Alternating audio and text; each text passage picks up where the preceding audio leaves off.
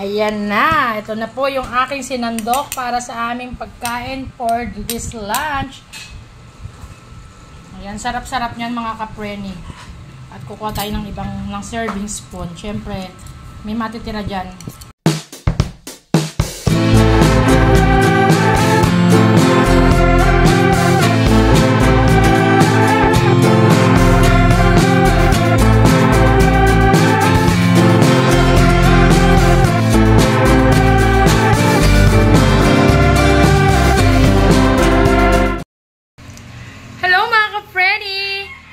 Galing po ako sa live dito sa Frenny Vlogs. At ngayon, dahil tinamad na akong mag-relive, ayan, i-vlog na lang natin. Ayan, pasensya na sa aking ayos. Sa mga nakapanood ng aking live, malalaman nyo kung bakit ganito yung ayos ko.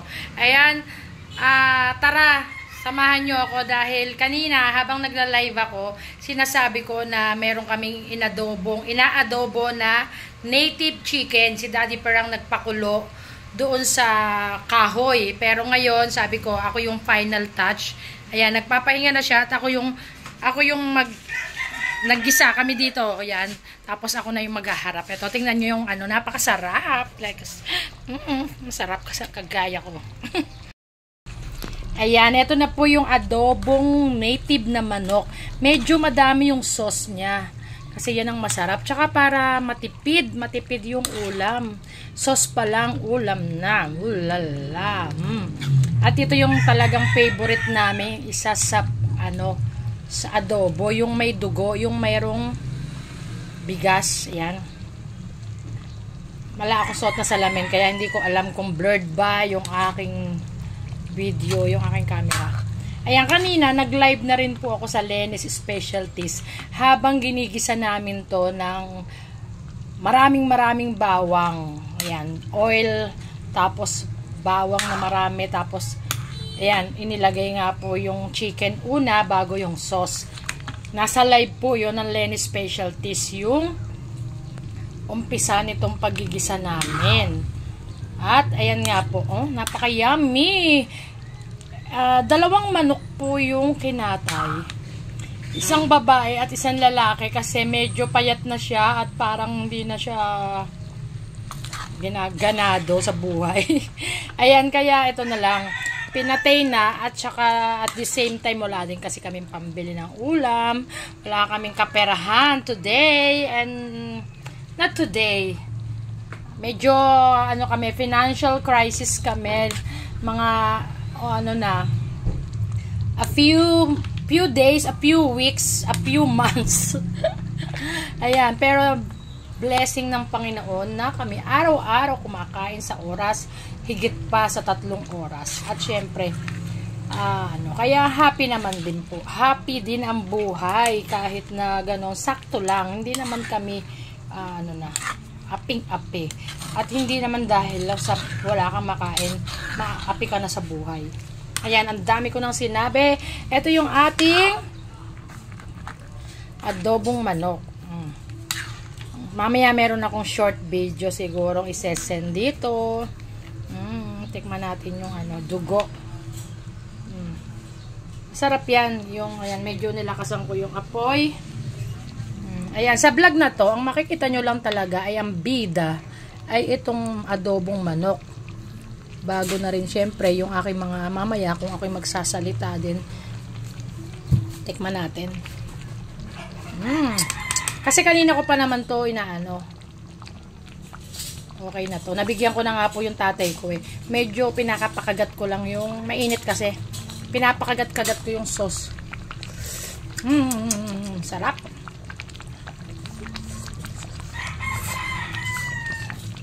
Nilagdagan mo ba to ng asin? Ito yung timpla ko kanina. Meron to. Sarap. Sarap mga kapreni. Ang linis-linis ng kutsara. Kung ano yung nilagay ko kanina na timpla, toyo, konting suka, at saka mas maraming bawang kanina sa pakulo. Walang sibuyas. Wala po akong sibuyas kung mag-adobo. Basta pag mag-aadobo kami, kung palambutin siya, lalagyan ko siya ng tubig, toyo, tsaka bawang, and then ayan, syempre MSG, paminta. Nasa inyo naman yung kung gusto nyo lagyan. Yung ako, hindi po ako naglalagay ng dahon ng laurel. Hindi ako naglalagay. Kasi, hindi ko type yung lasa niya, lasang gamot. Ayan, kukuha nga tayo ng lalagyan. Okay na po ito, okay na yan. Matutuyo lang yung niya. Patay na natin. Matutuyo yung sauce niya. Hanggang mamaya pa naman niya. Nandito pa ba yung pahay itlog?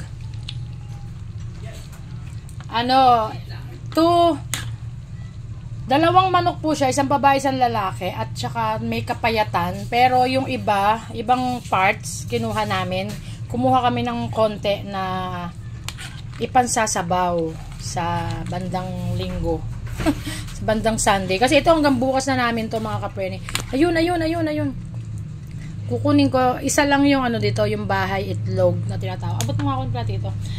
Kakain na, paghabi mo sa ate, magsandok na ng kanin. Ayan, kain na kami mga preni. Yung isa, yung malinaw, malaki. Hindi, yung malapad na puting-puti. Ayan, magsasandok na rin po kami. Tawagin mo na sa ate, papasok kasi yan sa school.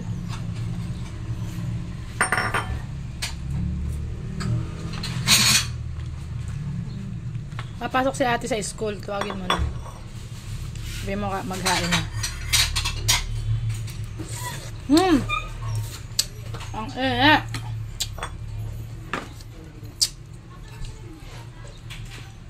sasandok na tayo mga kaprene para sa lunch namin. Ihuhuli ko na yung bandang Ito kung na lang yung mga sandok kasi ito, pero yung pinakamalaki ito kay Daddy Per po, ito bandang puwet. Yan ang kanyang favorite. Bandang puwet. Daddy.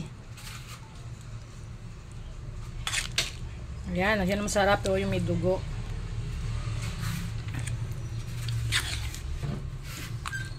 Ayan, bahala na dito. Kanya-kanya na lang. Kung na lang yung mailagay. Siyempre, lalagyan ko ng dugo. Dugo lang sapat na. Sawa-sawa sa sauce. Lalo yung mga aso. Ingatan nyo po yung mga aso nyo, ha. Ingatan nyo. Yan, tara na. Let's go. Kumampak lang ako nito. Ito yung natira. Ayan na. Ito na po yung aking sinandok para sa aming pagkain for this lunch. Ayan, sarap-sarap niyan mga kapreni. At kukuha tayo ng ng serving spoon. Siyempre, may matitira dyan. Hindi naman namin mga dyan. Pero pagka natira yan, hindi na namin binabalik po yan sa kawali. Dahil yan na po mismo. Yung iiwan namin dito, tsaka yung panganay ko hindi raw sasabay. Wait lang, kukuha ko ng tsinelas. Ayan mga kapreni, ayan na. Iharap ko kayo dito sa akin muna. At magpe-pray nga po muna kami bago kami kumain. Ayan ang aking kagayakan. Galing po ako sa live. Wait lang post ko muna kayo. Ayan mga kapreni, eto ang kasama ko sa pagkain. Ang manggang piko. Ayan. Ang hilig-hilig ko po dito na ayan, kahit minsan madalas, eto lang. Madalas, halimbawa, wala akong kanin. Or may ulam, tsaka ito, ganun lang. Ayan, dilaw na siya. Kagabi, kinain ko po yung dalawa. At yellow at tsaka para na siyang hinog. Manggang hinog. Pero in-slice ko pa rin po na pag ganito. Ayan, nakakatawa yung itsura ko. Aalisin ko na nga sa harapan ko. Doon ko na nga kayo i-view sa ulam, sa aking kinakain. Natatawa pero okay lang yan para minsan medyo may comedy tayo. Ayan, dito ako na lang kayo yaharap. Ayan, diyan ko kayo yaharap sa ulam. Ayan, nakahubad si Charlie Boy pero hindi naman kita. A little bit lang, nakikita nyo siya. Siyempre, mga lalaki natin dyan ay pag ganitong kainit ay siya, Naguhubad. Sana all. Sana pati mga girls pwede. Ito yung ano natin. Ano ba talaga gagawin? Ito. Yung ating mangga na hinihiwa.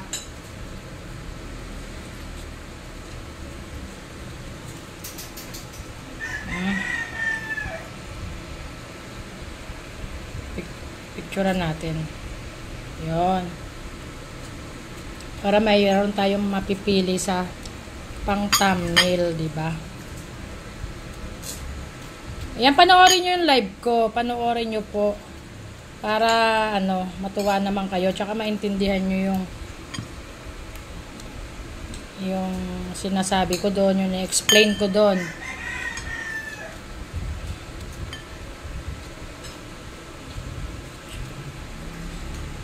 Tapusin lang natin yung ating pagbabalat.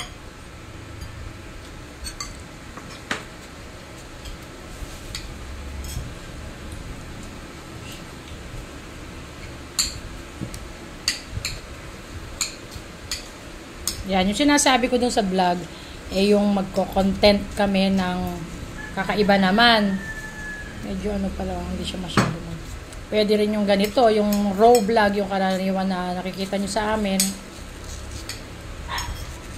Ito talaga yung mga totoo sa buhay. Mga totoong ganap. Medyo hindi magulang. Hindi, magulang yung yung ating mangga. Sana hindi siya maasim. Pero ang sarap nung kagabi. Sino nangangasim na dyan? Ayan, ito pa isa. Nanonood ako kay Simple Race. Mamaya ako nabubuksan yan. Baka mamaya hindi ko maubos. Kasi medyo Nanonood ako kay Simple Race. Kumakain siya ng sampalok. Sampalok. Ay, malakampit. Yung walang buto. Naku, nangangasim po ako.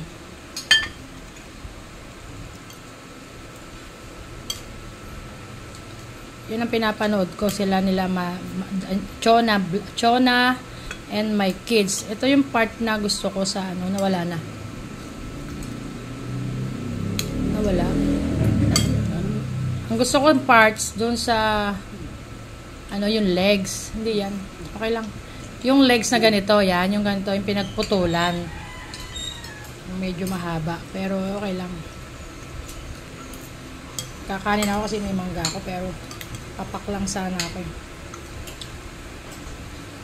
Ayan mga kapreni yan. Tara, kain po. Medyo madilim yung aking video kasi maitim yung toyo. Ang ulam.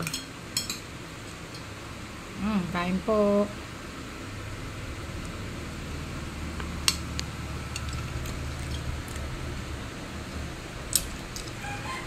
Walang asim.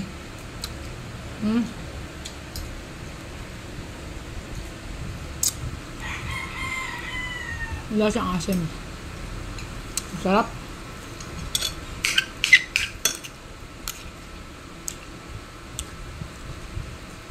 Ayan, ano po ulam nyo?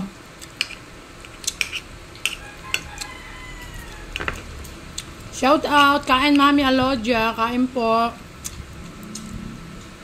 Easy Cooking with Iwin. Ayan, lagi ko kayong binabanggit, minimension sa vlog. At saka sa live. Kuya Makoy Kitchen at iba pa, kamusta na po? Sarap.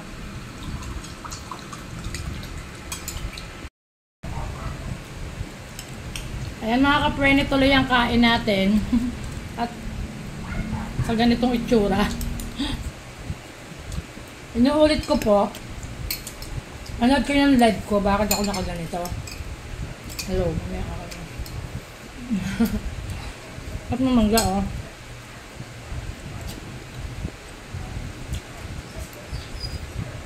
Sino nangangasim dyan?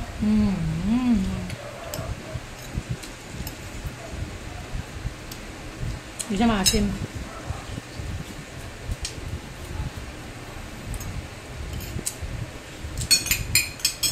At ng dugo.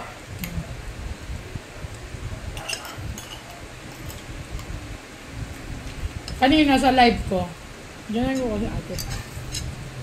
Sa live ko, may pumasok po kanina ng mga ibang lahi. At nagre-request ng nudity. Sabi ko, wholesome yung aking channel. Pwede siyang lumayas kung ayaw niya ng ano.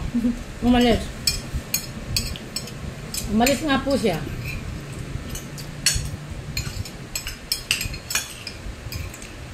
Gusto niyo ba? May ganon?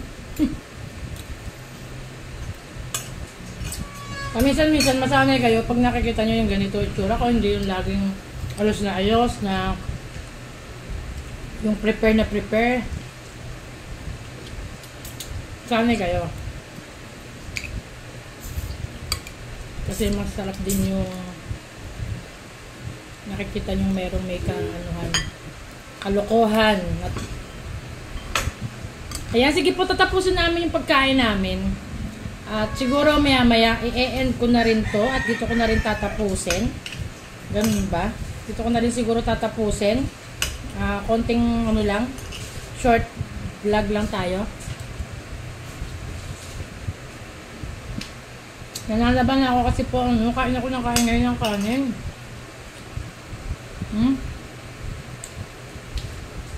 Dahil sa kulay ng damit ko, akala siguro ng mga ibang lahi na yun, nakahubad ako.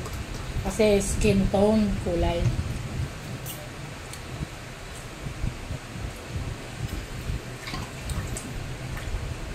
Pagbibigyan ko sana kaso baka mas matakot sila.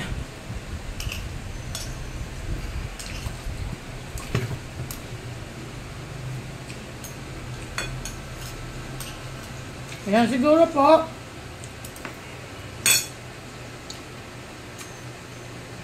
Hanggang dito na lang yung live natin. Medyo matagal-tagal na rin. Siguro mga 10 minutes na siguro to. Ayan, sige po. Sorry, kumakain. May naman ang bibig. Ito matawag. Ayan, sige po. Dahil lobat na rin naman yung aking cellphone. Kaya magpapaalam na ako. Kain po kayo ng marami. Kahit na hindi masyadong masarap ang ulam. Kain lang. Kanina wala kami sanang ulam pero meron kaming manok. Di yun ang naging tagapagligtas namin. Yun nga lang, nabawasan yung magbibigay ng itlog sa amin pag umaga.